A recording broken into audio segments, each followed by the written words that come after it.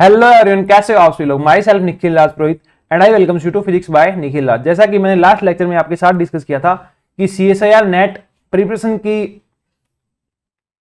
Related जो videos है अपने पास, सीएसआई नेट रिलेटेड जो वीडियोज है उसके अंदर इस सीरीज में अपने पास अभी तक 3 वीडियो आ रहे होंगे। ठीक है, पहला वीडियो मैंने कल अपलोड कर दिया था मेरे एक्सपीरियंस के बारे में।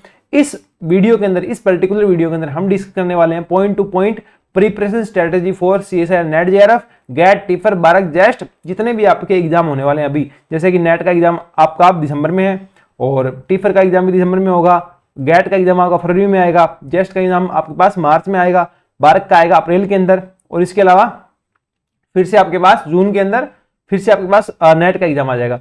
तो इस वीडियो के अंदर हम डिस्कस करने जा रहे हैं कि कैसे एक राइट पाथ फॉलो करके, ठीक है, कैसे एक प्रोसेस के थ्रू होकर के आप यहां से लेकर के मंथ ऑफ 1 अगस्त आने वाली है, तो 1 अगस्त से लेकर के किस तरीके से आप आने वाले 1 साल के अंदर ये सारे एग्जाम क्रैक कर सकते हैं, और क्या स्ट्रेटेजी होनी चाहिए आपकी कि आप ये 1 बाय 1 एग्जाम अटेम्प्ट करते रहें। ठीक है, ये इस स्ट्रेटेजी को थोड़ा सा मैंने इस तरीके से क्या डायरेक्शन, इस तरीके से इसको मैंने डायरेक्शन दी है, इस तरीके से मैंने इसकी स्ट्रिक्ट स्क्रिप्ट लिखने की ट्राई की है, ताकि चाहे सिलेक्शन हो या ना हो पर प्रत्येक सब्जेक्ट जो है वो आपके पास अच्छे से इन डेप्थ आपका सब्जेक्ट तैयार हो जाएगा। ठीक है, और कभी भी आप तैयारी करोगे तो आपको विद इन 1 मंथ या कह सकते हो विद इन 15 डेज आप इसका एक अच्छा सा रिवीजन कर सकते हो। ठीक है, क्योंकि एक बहुत ही फेमस डायलॉग है कोटा फैक्ट्री का जो 3rd सीजन आया था उसका, कि जीत की कोई तैयारी नहीं है, तैयारी ही जीत है। ठीक है ना, कि आपको प्रिपरेशन इस तरीके से करनी चाहिए कि आपको उस फिजिक्स कंटेंट का नॉलेज बहुत अच्छा हो जाए,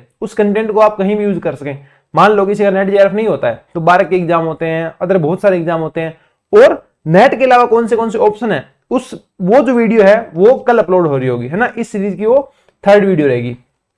तो अपने स्टार्ट करते हैं इस पॉइंट ऑफ व्यू के साथ कि हमको इस तरीके से प्रिपरेशन करनी है, चाहे सिलेक्शन निकले चाहे सिलेक्शन ना निकले, पर आपका फिजिक्स का नॉलेज इतना बढ़िया हो जाए कि उस नॉलेज को आप कहीं भी यूज करके बहुत अच्छे एग्जाम क्रैक कर सको। या जो सिंपल सी बात है, जो जीवन यापन करते हैं अपने, हर काम किसके लिए करते हैं, इसीलिए करते हैं स्टेबल लाइफ मिले, तो आप उस पॉइंट की तरफ एक थोड़ा सा अग्रसर हो उसको फिजिक्स के साथ साथ। ठीक है, तो बिना टाइम वेस्ट किए इस वीडियो को शुरू करते हैं। वीडियो ज्यादा लंबी नहीं हो, ट्राई रहेगी। तो देखो, सबसे पहले बात आती है कि नेट की तैयारी आप दोनों तरीके से कर सकते हो, चाहे आप कोचिंग से करो चाहे आप बिना कोचिंग करो। ठीक है, एक तो होती है सेल्फ, एक होती है कोचिंग। मेरा पॉइंट ऑफ व्यू ये है कि अगर आपने आईआईटी जैम की कोचिंग नहीं लगाई थी, ठीक है, और आप किसी आईआईटी से नहीं है, ठीक है, आपने आईआईटी जैम की कोचिंग नहीं लगाई, तो आपको सीएसआई नेट की जो प्रिपरेशन है आपको सेल्फ से नहीं करनी चाहिए, आपको वो हमेशा कोचिंग से ही करनी चाहिए। पर अगर आपको ऐसा लगता है कि आप कोचिंग अफोर्ड नहीं कर सकते तो आप सेल्फ से कर लीजिए। प्लस उसके अंदर आप क्या यूज ले लीजिए, साथ साथ के अंदर यूट्यूब का कंटेंट यूज लीजिए। ठीक है ना, यूट्यूब के ऊपर बहुत सारा कंटेंट अवेलेबल है जो आपको सीएसआई नेट की तैयारी के अंदर क्या करता है, हेल्प करता है। अगर आप कोचिंग अफोर्ड कर सकते हैं तो आप कोचिंग की तरफ जाइए, कोचिंग भी ऑनलाइन ले लीजिए। इतना भारी भरकम फीस 30-40 हजार रुपए ऑफलाइन जाकर के रहने खाने का खर्चा मुझे नहीं लगता वो वर्थ इट होता है। तो आप ऑनलाइन कोचिंग ले सकते हैं। ठीक है ना, कोचिंग आप ऑनलाइन ले या ऑफलाइन ले, वो आपके ऊपर मैटर करता है, आपके ऊपर डिपेंड करता है कि आप उस चीज को कैसे देखते हैं। अगर आप कोचिंग अफोर्ड नहीं कर सकते और सेल्फ करना चाहते हैं, हालत ही ऐसे है कि आपको सेल्फ ही करनी पड़ेगी, कोचिंग कर ही नहीं सकते, तो आप सेल्फ से कीजिए, साथ ही साथ आप यूट्यूब की हेल्प लीजिए। ठीक है, दोनों तरीके सही है, दोनों के अंदर सेम ही प्रोसेस फॉलो होने वाला है कि कैसे कैसे आपको तैयारी करनी चाहिए। तो इसके अंदर अपने पास पहला पॉइंट आता है how to start. How to start,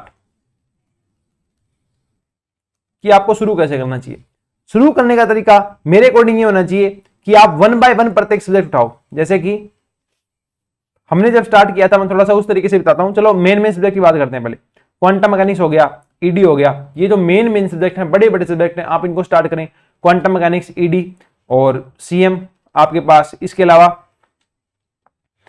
MP आ जाएगा। इस तरीके से 9 के 9 सब्जेक्ट आपके यहाँ पे आ जाएंगे। ठीक है, तो इसके अंदर मान लो कोई भी सब्जेक्ट पढ़ रहे हो, क्वांटम मैकेनिक्स आपने स्टार्ट किया पढ़ना, चाहे कोचिंग से पढ़ रहे हो या सेल्फ से पढ़ रहे हो। ठीक है, तो उसके लिए आप क्या करो, पहले मान लो इसका कोई पहला टॉपिक आ गया, ठीक है, बेसिक्स ऑफ क्वांटम मैकेनिक्स आ गया, ऑपरेटर वगैरह सारी चीज आ गई इसके अंदर। तो आप क्या करो, सबसे पहले उस टॉपिक की थ्योरी पढ़ो। सबसे पहले आप उस टॉपिक की थ्योरी पढ़ते हैं, उसके बाद उस थ्योरी से रिलेटेड कुछ क्वेश्चन आपकी नोटबुक के अंदर होते हैं, ठीक है ना, या नोट्स के अंदर होते हैं, नोट्स वाले क्वेश्चन करते हैं आप। उसके बाद आप उसी टॉपिक का, जैसे वो टॉपिक कंप्लीट होता है, उसका असाइनमेंट लगाते हैं। असाइनमेंट करते टाइम मेरे हिसाब से आपको TIFR, जो TIFR के क्वेश्चन होते हैं वो आप स्किप कर सकते हैं। ठीक है, TIFR के बारे में बस मैं एक ही बात कहना चाहूंगा, इफ यू वांट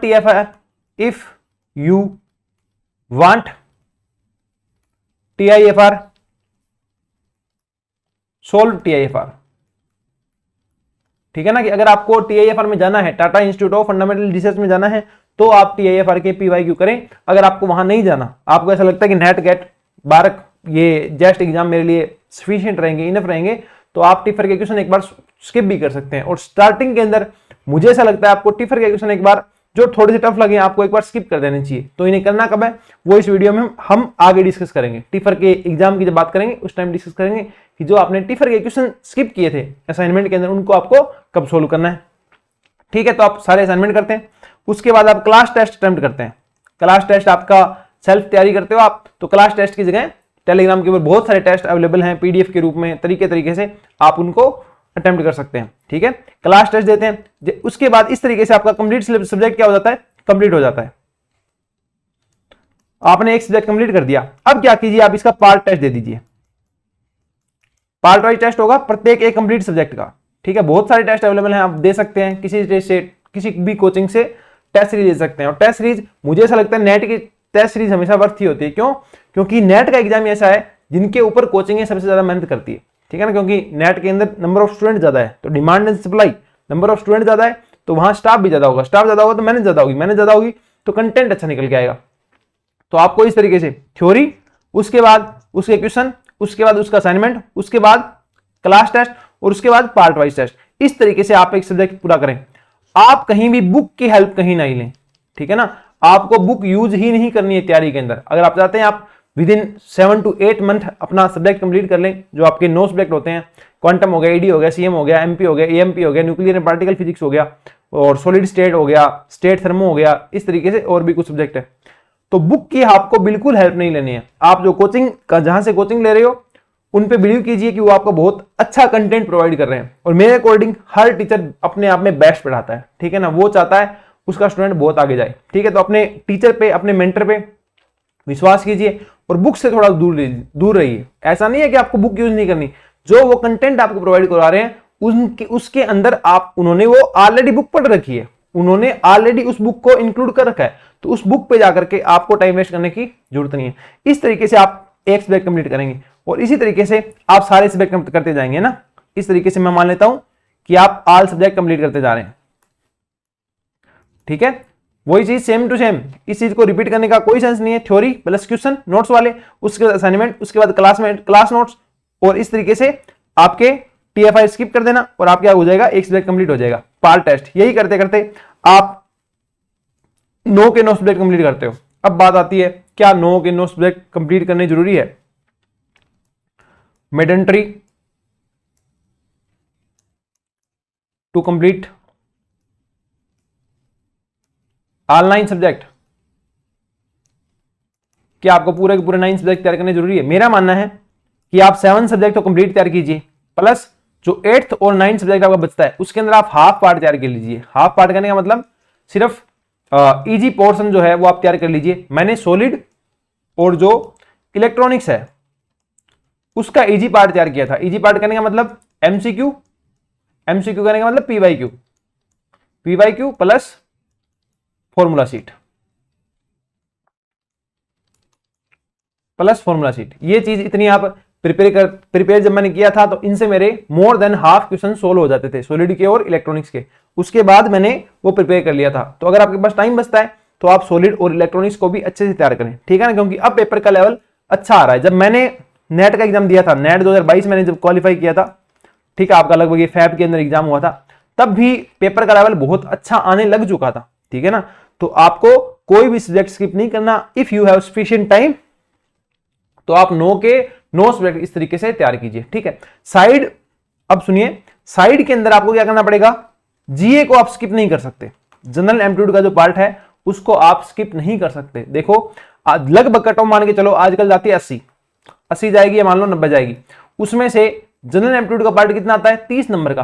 30 नंबर में से 20 नंबर आप आसानी से ले सकते हो। मान के चलो कि जो आपका अभी नेट का पेपर आ रहा है उसमें से सबसे इजी पोर्शन ना तो स्टेट है ना क्वांटम है, सबसे इजी पोर्शन कौन सा है? जनरल एप्टीट्यूड है, जनरल एप्टीट्यूड है। तुम्हारा टारगेट होता है साम दाम दंड भेद और नेट निकालो, तो आपको जनरल एप्टीट्यूड को भी उतनी ही इंपॉर्टेंस देनी है बाकी की आप जितने सब्जेक्ट को दे रहे हो, ठीक है ना। जनरल एप्टीट्यूड भी आपके लिए उतना ही इंपॉर्टेंट है। तो एटलीस्ट अपने पूरे टाइम का, पूरे साल में आप जितना टाइम नेट की तैयारी में लगाओगे उसके लिए 10% टाइम जो है उसका 10% टाइम आप किसको दो? जनरल एप्टीट्यूड को दो।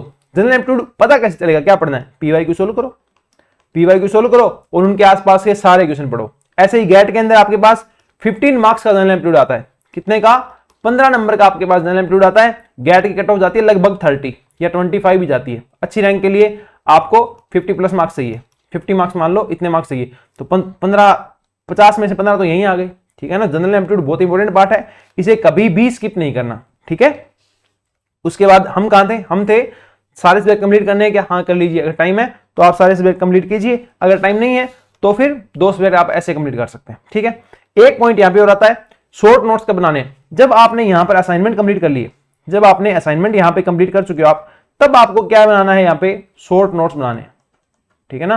प्रत्येक सब्जेक्ट के, क्वांटम है तो क्वांटम और न्यूक्लियर तो न्यूक्लियर, मतलब इस तरीके से आपको एक छोटी कॉपी लगानी है जिसके अंदर आप प्रत्येक के शॉर्ट नोट लिखते जाओगे। शॉर्ट नोट्स में क्या ऐड करते हैं? शॉर्ट नोट्स में वो ऐड करते हैं जो आपको याद नहीं है। सिंपल सी ट्रिक है, जो आपको टफ लगता है उसको आपको शॉर्ट वे में वहां लिख देना है। शॉर्ट वे में मतलब फॉर्मूला लिखना है, ऐसे नहीं कि आप थ्योरी लिखने लग जाओ। तो शॉर्ट वे के अंदर छोटे छोटे फॉर्मूले जो है आपको अपने छोटी जो कॉपी लगाते हो आप एक शॉर्ट नोट्स के लिए, उसमें आपको लिखने हैं ताकि आप उनको मल्टीपल टाइम देख सकते हो, ठीक है ना। फिर जब भी आप आगे पार्ट वाइज टेस्ट दोगे आप क्या करोगे? आप सिर्फ और सिर्फ शॉर्ट नोट देखिए। अगर आपके पास टाइम कितने का है? 3-4 घंटे का है, ठीक है। अगर 1 दिन का है तो क्या देखिए? असाइनमेंट देखिए। 2 दिन का है तो थ्योरी के क्वेश्चन प्लस असाइनमेंट देखिए। अगर 3-4 दिन का है तो थ्योरी प्लस थ्योरी के क्वेश्चन और थ्योरी के, और इसके अलावा जो असाइनमेंट थे वो आप देख सकते हैं। पीवाईक्यू की बात करें तो जो असाइनमेंट आप कर रहे हो उसी के अंदर आपके पीवाईक्यू ऐड हो जाते हैं, ठीक है ना। बाकी पीवाईक्यू कैसे करने, वो थोड़ा सा सिलेबस पूरा हो जाए, जैसे कि अब मैं बताऊंगा आपको सिलेबस पूरा होने के बाद क्या क्या करना है, कैसे कैसे करना है, तो वैसे हम करेंगे, ठीक है ना।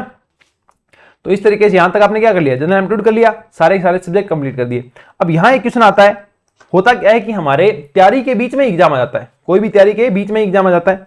तो मान लो तैयारी के बीच में आपके पास एग्जाम आ गया, तब आपको क्या करना है? ऑल कंटेंट जितना आपने पढ़ रखा है, जो कंटेंट जितना आपने पढ़ दिया सारा रिवाइज करो। और रिवाइज कैसे करना है? थ्योरी कभी भी 1 बाय 1 लाइन बाय लाइन पढ़ने की रिवाइज नहीं करनी है, ठीक है ना। लिख लिख के याद नहीं करनी है। रिवाइज कैसे करनी है? Without pen. थ्योरी हमेशा कैसे पढ़नी है आपको? Without pen. और थ्योरी पढ़नी भी कैसे? उसके अंदर के क्वेश्चन पढ़ने हैं। थ्योरी इतनी इंपॉर्टेंट नहीं है जितने की थ्योरी के अंदर के क्वेश्चन जो है ना वो इंपॉर्टेंट है। फॉर्मूले आपको सारे के सारे शॉर्ट नोट्स में मिल जाएंगे। तो plus short notes plus assignment. Assignment हमेशा आपके लिए हर एग्जाम के अंदर रामबाण साबित होगा, ठीक है ना। मैंने भी 5 से 6 टाइम असाइनमेंट सोल्व किए थे जब मैं तैयारी किया करता था। असाइनमेंट प्लस जो आपका एग्जाम आ रहा है तो उससे रिलेटेड पीवाईक्यू, ठीक है ना। उसी एग्जाम से रिलेटेड पीवाईक्यू, किसके? उस एग्जाम से रिलेटेड, ठीक है ना। तो इस तरीके से चाहे आपके जितने भी सब्जेक्ट तैयार है, 5 तैयार है, 6 तैयार है, एग्जाम तो देना ही है। बीच में कोई एग्जाम आ गया तो एग्जाम देना ही है। एग्जाम देने से एक्सपीरियंस आएगा। मेरा ही मानना है कोई भी एग्जाम पास करोगे उससे पहले आप एग्जाम फेल करोगे। मैंने भी किए हैं, ठीक है, सभी करते हैं। तो एग्जाम का एक्सपीरियंस लेने कैसे जाना है? जितना कंटेंट तैयार है उसको रिवाइज करके जाओ आप, ठीक है। थ्योरी पढ़ो, और थ्योरी पढ़ो मतलब थ्योरी देखो, बिना पेन के देखो। और थ्योरी में भी क्या देखना है? थ्योरी नहीं पढ़नी 1 बाय लाइन। एक डाइपोल है, उसके एक्सेल पॉइंट के ऊपर आपको इलेक्ट्रिक फील्ड कैलकुलेट करना है, ये सब नहीं पढ़ना। डायरेक्ट थ्योरी के क्वेश्चन पढ़ो, शॉर्ट नोट्स पढ़ो, असाइनमेंट करो, पीवाईक्यू लगाओ। टेस्ट का अगर टाइम है तो आप टेस्ट दो। टेस्ट देना टाइम पे डिपेंड करता है। पार्ट वाइज का पार्ट वाइज दो, फुल लेंथ का टाइम है तो फुल लेंथ दो, और उसके बाद आप मस्त हंसते खेलते पेपर देने चले जाओ, ठीक है ना। ये पेपर आपने बीच में दे दिया, एग्जाम आपका बीच में हो गया, ठीक है, वापस आ जाओ। वापस आकर के वापस तैयारी वहीं से स्टार्ट कर दो, कंटिन्यू करो जहां से आपने छोड़ी थी, ठीक है ना। अब जब आप तैयारी कंप्लीट करोगे, यहां मान लेते हैं आपकी तैयारी क्या हो गई? कंप्लीट हो गई। इस तैयारी में जैसे मैंने आपको बताया, आपने सभी की थ्योरी कर दी, प्लस थ्योरी कैसे कंप्लीट की? लेक्चर देख देख के। वो तो आप डिपेंड करता है ना, सेल्फ से कर रहे हो तो आप किसी नोट्स की हेल्प ले सकते हो। बहुत सारी कोचिंगों के नोट्स पढ़े हैं, ठीक है ना। ऑलमोस्ट हर कोचिंगों के नोट्स पढ़े हैं। आपके फ्रेंड ने कोचिंग की होगी, उससे उसके नोट्स बनवा लीजिए, ठीक है। टेलीग्राम पे भी बहुत सारा कंटेंट है, यूट्यूब पे बहुत सारा कंटेंट है। कैसे न कैसे आपने कंप्लीट किया क्या? थ्योरी प्लस थ्योरी के question plus assignment assignment plus notes और part wise test, part wise test. इस तरीके से आपने, और साथ में मान लो जनरल एप्टीट्यूड। अब आपने सारा का सारा सिलेबस वगैरह जो है वो आप कंप्लीट कर चुके हो, तो अब बात आती है एग्जाम्स की। ठीक है, जैसे कि मानो अपने पास अभी जो एग्जाम आने वाला है, अभी आने वाला है नेट दिसंबर के अंदर आपका नेट होगा 2024 के अंदर। उसके बाद आपके आएगा TIFR, ये भी आएगा दिसंबर 24 के अंदर। उसके बाद आएगा गेट, ये आएगा फेब 2025 के अंदर। उसके बाद आएगा जेस्ट, ये आएगा मार्च 2025 के अंदर। इसके बाद आपके पास आएगा BRC, Bhabha atomic research centre का जो एग्जाम है, ये भी आपके पास मान के चलो आप अप्रैल के अप्रोक्स आ जाएगा 2025। फिर वापस आपके पास आएगा जून, ये आएगा आपके पास जून जो मंथ आएगा, इसके अंदर आपके पास नेट का एग्जाम आएगा, CSI नेट जून 25। ठीक है, ये सारे एग्जाम आएंगे। तो जैसे ही आपने सिलेबस कंप्लीट कर दिया, अब बारी आती है एग्जाम क्रैक करने की। ठीक है, जैसे ही कोई आपके पास एग्जाम आने वाला है ना, तो आप क्या करो, उसके PYQ देखना स्टार्ट कर दो, उसके PYQ प्लस उसकी स्पेसिफिक टेस्ट सीरीज। ठीक है ना, उसकी स्पेसिफिक टेस्ट सीरीज आप लीजिए, उसके आप पार्ट वाइज सोल्व कीजिए।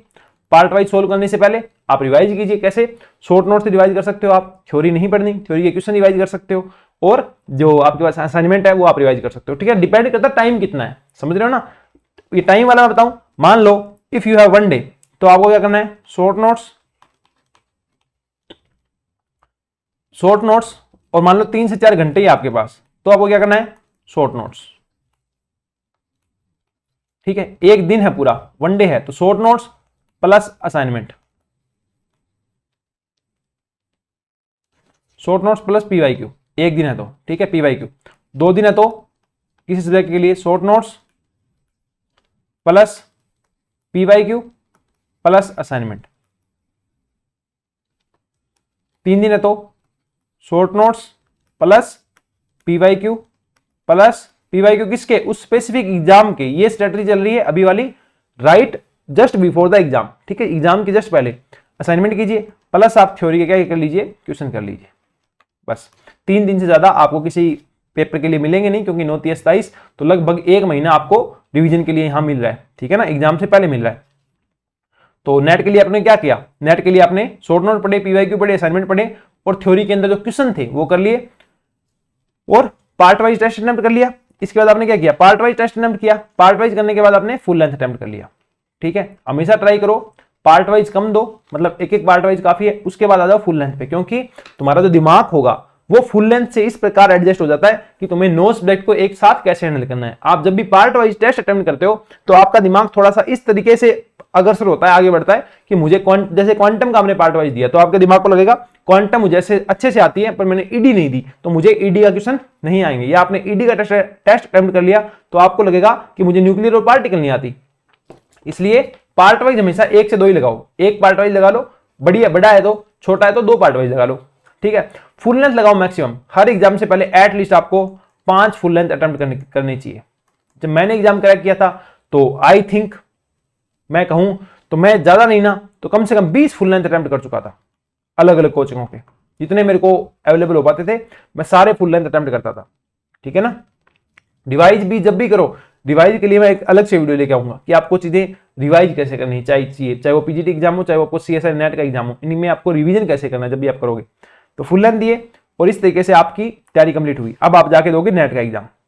ठीक है ना, इस तरीके से आपकी तैयारी कंप्लीट होती है यहाँ पे। अब आता है टिफर का एग्जाम। तो टिफर के एग्जाम से पहले क्या करो, टिफर के एग्जाम से पहले टिफर के PYQ निकालो। यहाँ पे किसके PYQ पढ़े थे, यहाँ पे नेट के PYQ पढ़े थे ऊपर वाले में, यहाँ आप किसके PYQ पढ़ रहे हो, टिफर के PYQ पढ़ रहे हो। PYQ पढ़ने क्या, PYQ इसलिए पढ़ने ताकि आपको पता लगे यहां जो एग्जामिनर है, यहां जो पेपर बनाने वाले हैं, उनका माइंडसेट किस तरीके से चलता है, वो आपको क्या पूछना चाहते हैं। ठीक है, PYQ आपको कभी सोल्व नहीं करने। जैसे नेट की बात करूं मैं, तो नेट में जो 2019 से लेकर के 2024 तक जो भी एग्जाम हुए हैं उनके PYQ आप जरूर देखें। इन PYQ के लेवल टिफर से ऑलमोस्ट सेम ही है। ठीक है ना, तो PYQ आपके लिए बहुत इंपॉर्टेंट एक चीज बताएंगे कि आपका पैटर्न कैसा आने वाला है पेपर का। ठीक है, तो यहाँ PYQ सोल्व करें और साथ साथ टिफर की अगर टेस्ट सीरीज अवेलेबल हो पाए आपके पास तो आप टेस्ट सीरीज लगाएं। पार्ट वाइज सीरीज यहाँ पे आपने बहुत लगा ली, तो पार्ट वाइज लगानी नहीं अब, यहां आप टेस्ट सीरीज कैसे लगाओ, सीधी सीधी फुल लेंथ लगाओ। यही पैटर्न सेम आपको गेट में करना है।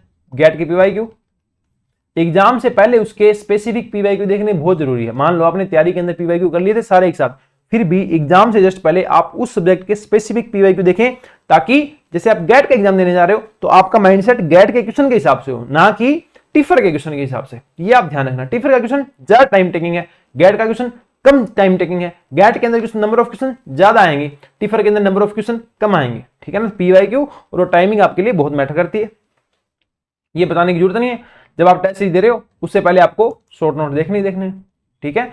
और बात की जाए शॉर्ट नोट्स की, थोड़ी सी बात करें तो शॉर्ट नोट्स कभी भी ऐसे मत पढ़ें आप कि वो बात अलग है, पेपर से पहले 2 दिन हो तो सारे के सारे शॉर्ट नोट्स एक साथ पढ़ दिए। बाकी जब आप रिवीजन कर रहे हो, आपके पास सफिशिएंट टाइम है, तो आप ऐसे करें, सुबह 1 से 1.5 घंटे आप शॉर्ट नोट्स पढ़ें और शाम के टाइम आप 1 से 1.5 घंटे आप शॉर्ट नोट्स पढ़ेंगे। क्योंकि जब आप एक साथ पढ़ेंगे ना शॉर्ट नोट्स, आप ऐसे हवा में उड़ा देंगे उनको, हवा में उड़ा देंगे मतलब ये भी हो गया, ये भी हो गया, ये भी हो गया, तो उतनी इफेक्टिवनेस नहीं आ पाती। तो शॉर्ट नोट्स सबसे बेस्ट यूज करने का तरीका क्या है, 1 घंटे सुबह 1 घंटे शाम को, ठीक है ना। दवाई लेता है ना डॉक्टर से, दवाई लेते हो आप, 1 सुबह 1 शाम, उसी तरीके से आपको शॉर्ट नोट्स को यूज करना है अगर आप इफेक्टिव उनको यूज करना चाहते हो। इसके बाद जेस्ट का एग्जाम आ जाएगा, तो जेस्ट की test series plus PYQ plus short notes, ये सारा डिपेंड करता है आपके पास टाइम कितना है, ठीक है ना। टाइम जैसे है उस हिसाब से इस स्ट्रेटजी से आप चल सकते हैं किसी भी एग्जाम को क्रैक करने के लिए, ठीक है। इसके अलावा मैं देख लेता हूं कोई भी रैन आ गया अपना टॉपिक, ठीक है। इसके अलावा अपने पास कोई टॉपिक नहीं रहता है, ठीक है ना। इसके बाद आपके पास गेट का एग्जाम आ जाएगा। गेट में क्या आता है, पीवाईक्यू प्रैक्टिस कीजिए, एनआईटी पे थोड़ा ध्यान दीजिए, एमएसक्यू की आदत डाल दिए। ये आदत कहां से आएगी, टेस्ट सीरीज से और गेट के पीवाईक्यू से, शॉर्ट नोट साथ में चलते रहेंगे। सेम जेस्ट के लिए भी है, ठीक है। सेम बारक के लिए, बारक में क्या है 100 क्वेश्चन आएंगे, आपको 2 आवर्स मिलेंगे, तो यहां सारा खेल किसका है, स्पीड का। तो बारक के लिए तो सबसे इंपॉर्टेंट है शॉर्ट नोट्स। मैंने आज तक बारक का एग्जाम दिया है और मैंने आज तक बारक के एग्जाम के लिए टेस्ट सीरीज नहीं लगाई। मैंने हमेशा क्या पढ़ा, हमेशा शॉर्ट नोट्स पढ़े। 3 बार एग्जाम दिया है और हाईएस्ट स्कोर मेरा रहा है बारक के एग्जाम में 200-300 से, और ये 2 बार रहा है स्कोर, ठीक है। चाहे पढ़ के गया बहुत सारा, चाहे बिना पढ़े गया, 200-200 2 बार स्कोर रहा है। पहली बार जब दिया था तो शायद 130-140 के अप्रोक्स था, 300 से, और ये तीनों दिए कैसे, सिर्फ और सिर्फ शॉर्ट नोट पढ़ के। तो बारक के एग्जाम में सिंपल सा है, शॉर्ट नोट्स पढ़ो और आगे बढ़ो, ठीक है ना। बिल्कुल आग बन के जाओ, जितना स्पीड में तुम खेल सकते हो उतना स्पीड में तुम खेलो। इसके बाद तुम्हारा वापस नेट का एग्जाम आ जाएगा। तो इस तरीके से आप इफेक्टिव वे से प्रिपरेशन कर सकते हैं, ठीक है ना। थोड़े कुछ पॉइंट रह गए होंगे इस वीडियो के अंदर, वो मैं ट्राई करता हूं कि वो कुछ पॉइंट मैं यहां पे और डिस्कस कर दूं, ठीक है। पहली बात, जो शॉर्ट नोट्स पढ़ते कैसे हो, ये टाइम पे डिपेंड करता है, आपके पास कितना टाइम है। अगर सफिशिएंट टाइम है आपके पास, अगर सफिशिएंट टाइम है तो आप कैसे पढ़ो, सुबह शाम पढ़ो, एक मॉर्निंग में एक शाम को, कितना 1 से 1.5 आवर्स। अगर सफिशिएंट टाइम नहीं है आपके पास, सफिशिएंट टाइम नहीं है, 2 ही दिन है और 2 दिन बाद एग्जाम है, तो क्या करो, सारे एक साथ पढ़ो, वो तो बताने की जरूरत नहीं है, ठीक है। एक बात है, एग्जाम के बाद जो एग्जाम है आपका, उस टाइम लास्ट 2 डेज जो है उनके अंदर क्या करो, पूरा चिल रहो, दिमाग को पूरा चिल रखो, ठीक है। फिजिकल एक्टिविटी करो, एक्सरसाइज कर लो, आप क्रिकेट खेल लो, फिजिकली एक्टिविटी करनी चाहिए आपको, ठीक है ना। चिल रहिए, फिजिकल एक्टिविटी कीजिए और बिल्कुल शांत होकर के एग्जाम दीजिए। अगर आपने पिछले 8-10 महीने नहीं पढ़ा, 2 दिन में आप कुछ नहीं उखाड़ सकते। अगर आपने पूरे 8-10 महीने पढ़ा है, ये 2 दिन आपका कुछ नहीं उखाड़ सकते, पर ये 2 दिन आपका माइंडसेट पूरा खराब कर सकते हैं। तो इन 2 दिन के अंदर कोई भी नेगेटिव थॉट से दूर रहें, चिल रहें, पूरा फिजिकल एक्टिविटी करें, और बढ़िया जो आप गाने सुनते हो वो आप गाने सुने। पूरी प्रिपरेशन के अंदर भी मैं ये कहूंगा, हर हफ्ते 1 या 2 मूवी देख लेनी चाहिए, ठीक है। रेगुलर बेसिस पे आपको गाने सुनने चाहिए, जो आपका जोन है, जैसे आपका म्यूजिक पसंद है वैसे आप गाने सुनिए, ठीक है। और वही गाने आप एग्जाम से ठीक पहले सुनिए, ताकि आपको पूरी जर्नी आपकी याद रहे कि इस तरीके से मैं पढ़ा करता था, ऐसे ऐसे कुछ था, ठीक है। इस तरीके से आप अपनी तैयारी आगे बढ़ा सकते हैं। शॉर्ट नोट्स आ गए, एग्जाम के बारे में बात होगी। इसके बाद आता है डोंट टेक फेलियर सीरियसली।